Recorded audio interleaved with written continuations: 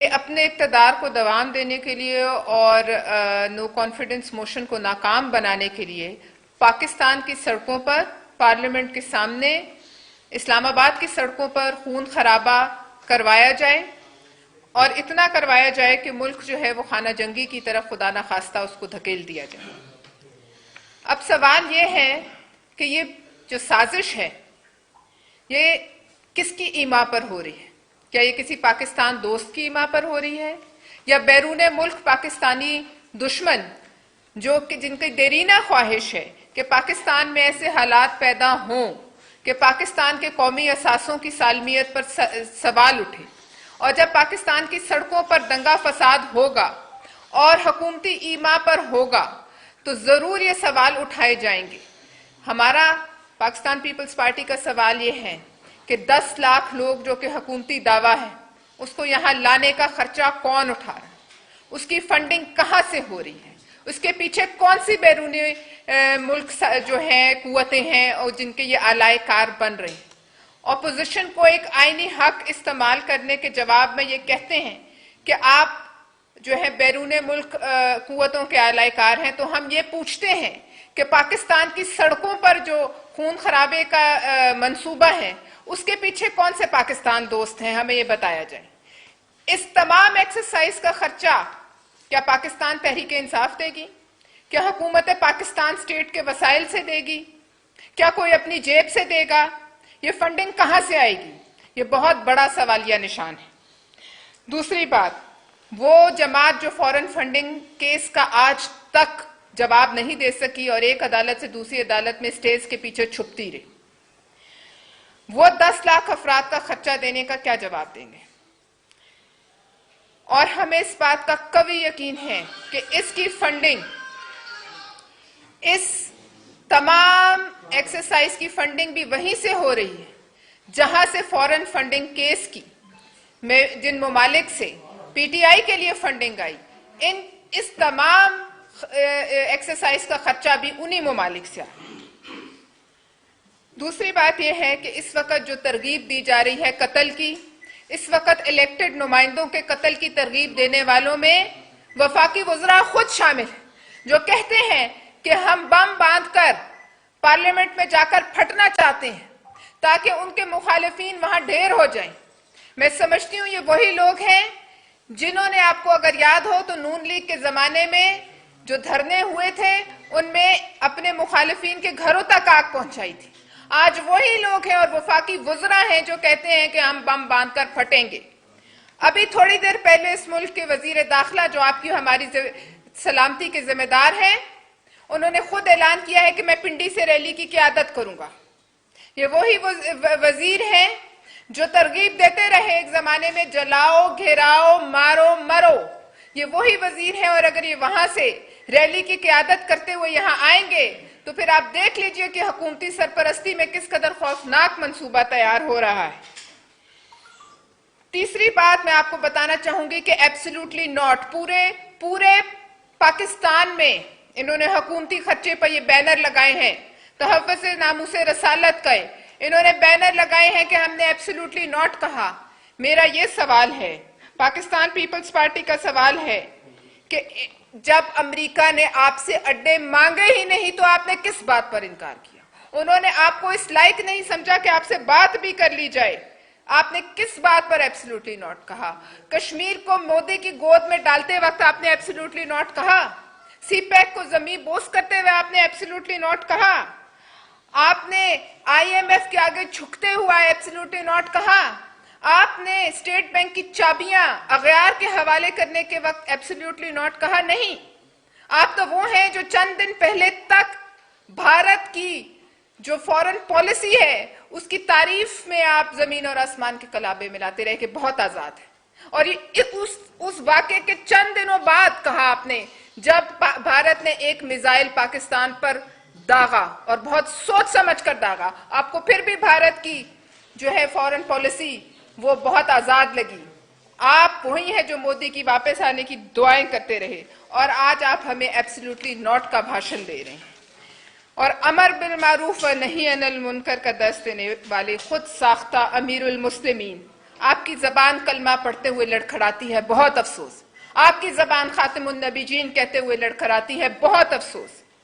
ہم آپ کے ایمان پر کوئی سوال نہیں اٹھاتے، لیکن ہم یہ ضرور کہتے ہیں جس نے 22 کروڑ عوام سے 1 کروڑ نوکریاں اور 50 لاکھ گھر کا جھوٹا دعویٰ کیا، جس کی سرپرستی میں 22 کروڑ عوام کے منہ سے نوالے چھینے گئے اور اپنے اے ٹی ایمز کی جیبیں بھری گئیں، وہ کون سے امر بالمعروف اور نہی عن المنکر کا دعویٰ دے رہا ہے؟ اس کا کیا تعلق ہے امر بالمعروف اور نہی عن المنکر سے؟ جو تقریر آپ او آئی سی کا وہ لیتے ہیں کریڈٹ، یہ بتا دیجئے کہ او آئی سی کا اعلامیہ کہاں ہے؟ کیا ہے اس میں کشمیر اور فلسطین کے بارے میں؟ جو تقریر آپ نے 50-60 ممالک کے وزرائے خارجہ جو سب مسلمان ہیں ان کو بٹھا کر کی، وہ پاکستان کے لیے شرمندگی کا مقام ہے. پاکستان کے کسی وزیر اعظم نے اس قدر لوف تقریر کبھی نہیں کی. آپ کا یہاں ہونا پاکستان کے لیے گھاٹے کا سودا ہے، اور جتنی دیر آپ اس جگہ بیٹھے رہیں گے آپ پاکستان کو جو ہے وہ گھاٹے میں دھکیلتے جائیں گے. ہم یہ بھی کہنا چاہیں گے آخر میں کہ ایک آپ کے سامنے مذموم سازش کے ذریعے ایک ہرزہ سرائی کی کیمپین پاکستان کی قومی سلامتی کے اداروں کے خلاف جاری ہے، جس میں اور باقی تو ہیں جو ان کی ایک بریگیڈ ہے، لیکن اس میں ان کے ایم این ایز خواتین اور مرد حضرات دونوں شامل ہیں، اور دونوں حکومتی سرپرستی میں پاکستان کے قومی سلامتی کے اداروں اور فوج کے اوپر انتہائی گھٹیا کیمپین چلا رہے ہیں، اور اس کی ایما ان کو وزیر اعظم ہاؤس سے. ہم یہ پوچھنا چاہتے ہیں یہ کس کے کہنے پر ہو رہا ہے؟ اس کے پیچھے کون سا بیرونی ہاتھ ہے؟ مجھے اس میں کوئی شک نہیں کہ اس کے پیچھے اسرائیل اور بھارت کی فنڈنگ ہے اور ان کی آشیرواد ہے. ہم یہ بھی کہنا چاہیں گے چیری بلاسم کا تانا دینے والوں کو، چیری بلاسم جوتوں کے لیے بنی ہے، جوتوں پہ ہی اچھی لگتی ہے، لیکن جب وہ چیری بلاسم آپ کے چہروں پہ ملی جائے تب شرمندگی کا مقام ہے. آپ یہ دیکھیے کہ چیری بلاسم آپ کے چہرے پر کیوں ملی گئی. بہت شکریہ، اور میری کولیگ اب سینیٹر روبینہ خالد صاحب آپ سے بات کریں.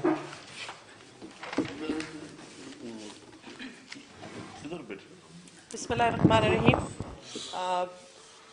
سینیٹر پلوشا کی بہت مفصل باتوں کے بعد کوئی گنجائش تو نہیں رہتی، لیکن کچھ باتیں ہیں جو میں آپ کے توسط سے عوام تک پہنچانا چاہتی ہوں، اور ہم چاہتے ہیں کہ آپ اس بات کو آگے بڑھائیں کہ ملک اس وقت ایک اتنے خطرناک دورائے پہ کھڑا ہے، اور اس دورائے پہ لانے والا اور کوئی نہیں، وہ ملک کا سب سے بڑا اعلیٰ منصب رکھنے والا ہمارا وزیر اعظم، جن کو وزیر اعظم کے دفتر میں دیکھتے ہوئے بھی ہمارے لیے ایک بہت میں سمجھتی ہوں شرمندگی ہے کہ ایک ایسا شخص جس کی کوئی کریڈیبلٹی نہیں ہے، جس کی بات کرنے کا جو طریقہ ہے وہ آپ جب سنیں تو آپ کا سر جو ہے وہ شرم سے جھک جاتا ہے، وہ ہمارے اس منصب پہ فائز ہے اور یا فائز کرایا گیا ہے. میں چونکہ میرا تعلق خیبر پختونخوا سے ہے تو میں اس کے پیرائے میں آپ سے بات کروں گی کہ اس وقت وزیر اعظم کو سوجی ہے 10 لاکھ کا اجتماع کرنے کی. یہ دنیا میں واحد ملک ہوگا اور وزیر اعظم ہوگا میں سمجھتی ہوں کہ جس نے اپنے ہی دور حکومت میں جلسہ اور جلوس وہ بھی پارلیمان کے نزدیک کرنے کی، پہلے تو ڈی چوک میں کرنا چاہ رہے تھے، شاید اجازت نہیں ملی یا جو بھی وجہ تھی اس کے لیے. تو یہ ایک انوکھا، ہم نے سنا تھا کہ انوکھا لاڈلا کھیلن کو مانگے چاند، تو واقعی انہوں نے کر دکھایا ہے کہ یہ انوکھے لاڈلے ہیں. لیکن افسوس کہ لگتا ہے کہ اب وہ لاڈلا پن جو ہے وہ ختم ہوتا جا رہا ہے، لیکن وہ اپنا وہ پرانا جو لاڈلا پن ہے اس کو ابھی بھی کوشش کر رہے ہیں کہ کسی طریقے سے وہ اس طریقے سے اس کو چلا سکیں. تو میں آپ کو کیونکہ بات جو ہے بہت سیریس ہے، وہ امن و امان کی بات ہے. پلوا شاہ نے بالکل آپ کو ٹھیک کہا، لیکن چونکہ خیبر پختونخوا کی پہرائی سے میں نے آپ سے کہا کہ میں بات کروں گی خیبر پختونخوا اور ہمارے ٹرائبل ایریاز، کیونکہ ہم اس وقت آپ کو پتہ ہے کہ وہ ضم ہو چکے ہیں سارے علاقے خیبر پختونخوا میں. جو وہاں پہ سیکیورٹی کی سچویشن ہے، جو وہاں پہ لا اینڈ آرڈر کی سچویشن ہے، ابھی کچھ ہی دن پہلے اتنا بڑا واقعہ ہو گیا جہاں آپ نے دیکھا کہ کئی افراد، درجنوں کے افراد جو ہیں وہ ان کے اوپر خودکش حملہ ہوا اور اس میں وہ لوگ شہید ہوئے. میں امام بارگاہ کی بات کر رہی ہوں جو پشاور کا ابھی پچھلا واقعہ ہے. اتنا افسوسناک واقعہ, اس کی کسی نے کوئی مذمت نہیں کی. وزیر اعظم صاحب نے بہت مناسب شاید نہیں سمجھا کہ وہ وہاں جا کے ان کے زخموں پہ مرہم رکھتے, ان سے کوئی ہمدردی کا اظہار کرتے. ہاں البتہ اس کو انہوں نے یہ ایک بات بنا لی ہے کہ اس کی دھمکی یہ اب دے رہے ہیں. کس کو دے رہے ہیں؟ پارلیمانی جو ہمارے نظام ہے اس کو دے رہے ہیں. ان کے جو خود ساختہ وزراء ہیں, مختلف MNAs ہیں, جن کو ترغیب یہ خود دیتے ہیں. پہلی ترغیب انہوں نے خود دی. آپ نے دیکھا انہوں نے جلسے میں کہا کہ آپ دیکھیں ایک انڈائریکٹ طریقہ ہوتا ہے, ایک ڈائریکٹ طریقہ ہوتا ہے. اپنا لیڈر جو ہوتا ہے, کسی بھی پارٹی کا لیڈر جو ہوتا ہے, وہ اپنی باتوں سے لوگوں کو جو ہے وہ بتاتا ہے کہ آگے راستہ کیا ہے. انہوں نے کہا کہ آپ کے بچوں سے کوئی شادی نہیں کرے گا, آپ کے بچوں کو اسکول میں جو ہے ہراس کیا جائے گا, آپ کو جو ہے لوگ جو ہیں آپ کا مذاق اڑائیں گے. یہ ایک طرح کی ترغیب تھی کہ آپ جائیں اور جا کے جو لوگ میرے ساتھ متفق نہیں ہے اس وقت پہ, ان کے ساتھ اس طرح سے سلوک کیا جائے. سونے پہ سہاگا جو ہے ان کے وزراء پشاور کے واقعے کو مد نظر رکھتے ہوئے میں آپ کی توجہ اس طرف دلانا چاہتی ہوں کہ ابھی ان کے کفن میلے نہیں ہوئے اور ان کے وزراء کیا فرماتے ہیں کہ ہمارا بس چلے تو ہم خودکش بمبار بنے اور جا کے پارلیمنٹ کو اڑائیں اور پارلیمنٹ کے اندر جو بیٹھے ہوئے ہیں لوگ ان کو اڑا دیں. تو آپ ان کی ذہنیت کا اسی سے اندازہ لگا لیں کہ یہ اگر بس نہیں چلتا آخر میں اور کوئی طریقہ کار رہ نہیں گیا. بھائی پارلیمان ہے, آپ آئیں, اس میں اپنا جس طرح ہمارے چیئرمین بلاول بھٹو صاحب نے کہا تھا کہ 10 لاکھ کا جلسہ کرنے کی کوئی ضرورت نہیں ہے. آپ اپنے نمبر جو ہیں MNAs کے وہ لے آئیں, پارلیمان میں بٹھا دیں اور دکھا دیں کہ جی یہ ہمارے نمبرز ہیں, آپ کا ووٹ آف نو کانفیڈنس جو ہے وہ رد کیا جاتا ہے. یہ آپ سے ہو نہیں سکتا.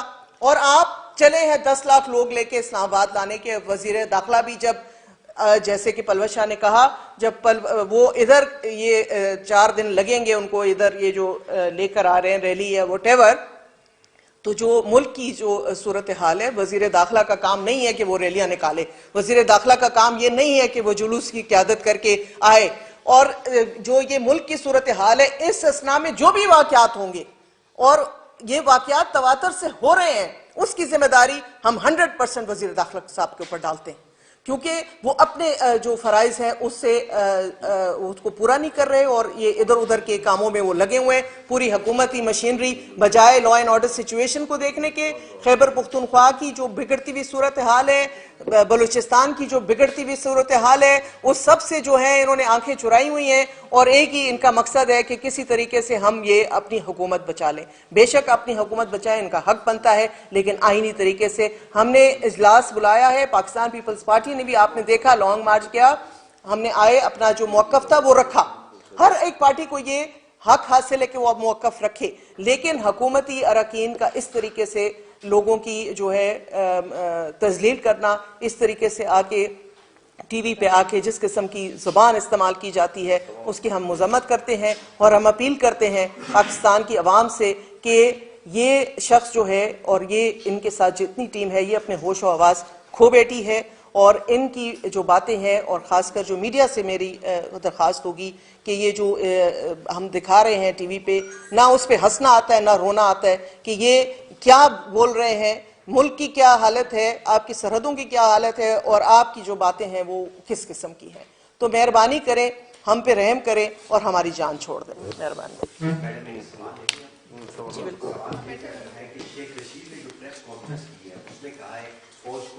لانے کی بات کی ہے, انہوں نے کہا ہے کہ مارشل لا کی ضرورت پڑی تو فوج خود آ جائے گی, اور پھر انہوں نے پریس کانفرنس میں کہا ہے, اور پھر انہوں نے کہا ہے کہ DGFIA کو کہا ہے کہ فوج کے خلاف بات کرنے والوں کو بھی دھر لیا جائے.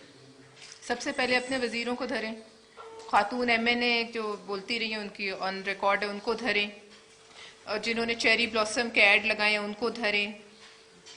بہت سے ایسے لوگ ہیں جو کھلم کھلا سوشل میڈیا پر یہ کیمپین چلا رہے ہیں, اور وزیر داخلہ کے پاس تو تمام ایجنسیز ہیں جو یہاں تک FIA اور دیگر ایجنسیز جو ان کو ان اکاؤنٹس کا کھورا کہاں سے ملتا ہے وہ پتہ لگا سکتی ہیں, ان کو دھریں. اور جہاں تک مارشل لا کی بات ہے, اب ان کا یہی جو ہے منصوبہ ہے کہ ایسے ماحول پیدا کریں کہ اگر جو ہے خود ڈوبے ہیں تو پورے ملک کو ساتھ لے کر ڈوب جائیں. اور سب سے پہلے جی جنہوں نے کہا ہے کہ نیوٹرل جانور ہوتے ہیں ان کو ہاں ان کو بھی دھریں. میڈم یہ میرا سوال ہے کہ ابھی انہوں نے وزیر داخلہ نے کہا ہے کہ جہاں عبدالکریم آپ کا پیپل پارٹی کا جو ایم این ہے اس کو آتے ہی گرفتار کر لیں گے, اس کی تو ضمانت ہو چکی ہے, تو آپ کیا کہتی ہیں اس بارے میں؟ دیکھیے وہ ضمانت اسے سندھ ہائی کورٹ نے دی ہے, اور مجھے نہیں علم کہ وزیر داخلہ صاحب جو ہیں وہ اس ملک کی عدلیہ سے بھی بالا تر کوئی اور قانون جو ہے وہ لاگو کرنا چاہتے ہیں تو دیکھی جائے گی. اس کا جو اگر وہ ملزم ہے جہاں تک جس جرم میں وہ فیصلہ جو ہے عدالت نے کرنا ہے, اگر وہ ثابت ہو گیا تو ظاہر ہے ان کو سزا ملے گی. دیکھیں جی یہ اپنے ہوش و آواز کھو بیٹھے ہیں. اگر آپ دیکھیں تو ابھی ایک دو دن سے ان کے وزراء جو نور مقدم کیس کا جو فیصلہ آیا ہے وہ بھی اس کی بھی کریڈٹ خود لے رہے ہیں, کہہ رہے ہیں کہ جی یہ چونکہ ہم نے اتنی بہترین پالیسی بنائی ہے تو اس وجہ سے یہ فیصلہ آیا ہے. تو یہ بتائیں کہ کیا جو ملک کے ادارے ہیں ان کے احکامات پہ چلتے ہیں, ہماری عدلیہ جو ہے وہ ان کے دیے ہوئے احکامات پہ چلتی ہے, تو یہ بوکھلاہٹ کا شکار ہیں اور اسی بوکھلاہٹ میں اس طرح کے الٹے سیدھے بیانات ہیں. خان صاحب یہ بتائیے گا کہ ہم سن رہے ہیں اپوزیشن یعنی حکومت کی طرف سے کہ وہ ایک یعنی ان کا تاثر دیا جا رہا ہے کہ بہت سے اپوزیشن کے ارکان جو ہے ووٹ والے دن کسی کو کورونا ہو جائے گا, کیا ہو جائے گا, وہی غائب ہوں گے. تو اس سوال سے کیا کہتے ہیں, کتنے آپ کو اپنے جتنے اپوزیشن ہے پوری کتنا اعتماد ہے اپنے لوگوں کا؟ یہ نہ ہو کہ یہ سرپرائز جو خان سے بار بار کہہ رہے ہیں یہ سرپرائز اپوزیشن کے ارکان سے توڑنے والا نہ ہو. یہ سب فراڈ ہے جو یہ پہلے دن سے کرتے ہیں. جو 50 لاکھ گھر اور 1 کروڑ وہی اتنا بڑا فراڈ تھا. یہ ہر بات فراڈ ہے, اور اگر کرونا ہوگا تو دیکھی جائے گی. فی الحال تو ہمارے بندے سب کے سامنے ہیں. یہ تو اپنے کرونا والے ممبر کو بھی سینٹ میں لے آئے تھے ووٹ کے لیے, لہٰذا یہ بے وقوف بنانے والی باتیں اور سائیکولوجیکل وارفیئر ہے. ویسے ان سب کو اس وقت کسی سائیکائٹرسٹ کی بہت ضرورت ہے. میں پاکستان کے سائیکائٹرسٹ کو یہ اپیل کرتی ہوں کہ وہ اپنی خدمات جو ہیں وہ بلا معاوضہ حکومت اور وزراء کو فراہم کریں. خان یہ بتائیے گا پاکستان کی سیاست میں جو مذہب کا استعمال ہو رہا ہے اس کو کیسے روکا جائے؟ ذوالفقار نے بھٹو کے خلاف ایک نظام مصطفیٰ جب ضیاء الحق نے اقتدار پر قبضہ کر لیا تو نظام مصطفیٰ کی منزل پوری ہو گئی. یہ جو مذہب کا استعمال ہو رہا ہے پاکستان کی سیاست میں, اسے کیسے روکا جائے؟ دیکھیے تو پاکستان کے عوام اتنے بے وقوف نہیں ہے کہ انہیں سمجھ نہ آئے. جو میں نے یہ کہا ہے کہ جو مذہب کا استعمال کرتے ہیں ذرا ان کا تھوڑا سا بیک گراؤنڈ دیکھ لیں. اور دوسری بات یہ کہ ضیاء الحق نے اس ملک میں مذہب کا استعمال کیا اپنے جرائم پہ پردہ ڈالنے کے لیے. یہ موجودہ حکومت اور وزیر اعظم ضیاء الحق کے بھی نمبر کاٹ گئے ہیں, لیکن اب وہ ماحول نہیں ہے کہ مذہب کا استعمال کر کے لوگوں کو خون خرابے پہ اکسائیں. میں یہ کہنا بھول گئی تھی, یہ فساد فی الارض ہے. یہ جو کر رہے ہیں یہ فساد فی الارض ہے. اور یزید نے بھی اسی طرح مذہب کا استعمال کر کے قرآنی آیات پڑھی تھی, تو کیا تاریخ میں وہ کوئی ہیرو ہے؟ اس پر تا قیامت لعنت ہے. اور جو قرآن اور مذہب کا استعمال اور آیتوں کا استعمال اپنے اقتدار کو دوام دینے کے لیے کرتا ہے اس پر بھی اسی طرح لعنت ہے.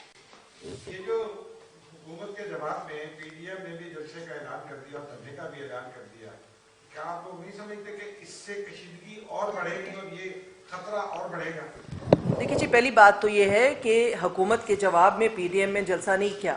پی ڈی ایم کے جلسے کا پروگرام بہت پرانا ہے. انہوں نے 23 مارچ کو کال دی ہوئی تھی, یہ آپ سب کے علم میں ہے.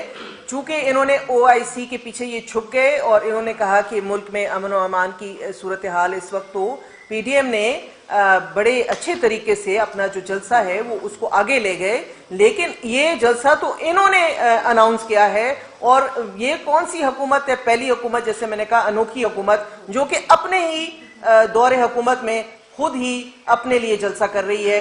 پتہ نہیں کس مقصد کے لیے کر رہی ہے, یہ سوال ان سے پوچھا جائے. یہ حکومت کی ذمہ داری ہے امن و امان, اور یہ ان کو چاہیے کہ وہ اپنا جلسہ مؤخر کریں, اور اس کے بعد جب یہ پی ڈی ایم کا جلسہ ہو جائے اس کے بعد جو ان کا دل چاہتا ہے جتنے جلسے یہ کرنا چاہتے ہیں بے شک کریں. اس کا فیصلہ ابھی قیادت کے زیر غور ہے, اگر ہوا تو ضرور کریں. بہت شکریہ. اعظم ہاؤس سے ملتے ہیں, جس کے تانے بانے حکومتی جماعت جو اقتدار میں ہے اس سے ملتے ہیں, اور وہ سازش یہ ہے کہ